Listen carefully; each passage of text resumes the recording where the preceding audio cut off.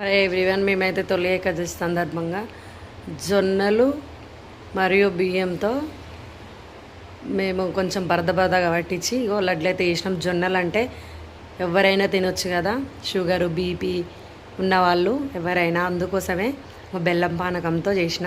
ఇందులో కొన్ని పుట్నాలు, కొంచెం కొబ్బరి, కొన్ని నువ్వులు వేసి చేసిన. కొంచెం బెల్లం పాకం కూడా అవసరం లేదు, మామూలుగా బెల్లం కరిగేంత వరకు హీట్ చేసుకొని కలిపేసుకొని మనకు ముద్ద వచ్చేలాగా విసుక్కొని ముద్దలు కట్టేసుకుంటే అయిపోతుంది. చాలా ఈజీ అండి. కాకపోతే ఇవి బియ్యము జొన్నలు వేయించుకోవడమే మనకు కొంచెం లేటు, టైం ఎక్కువ పడుతుంది. తింటుంటే కూడా చాలా టేస్టీగా బాగుంది. మీరు కూడా ట్రై చేసి మీకు ఎలా వచ్చిందో చెప్పండి.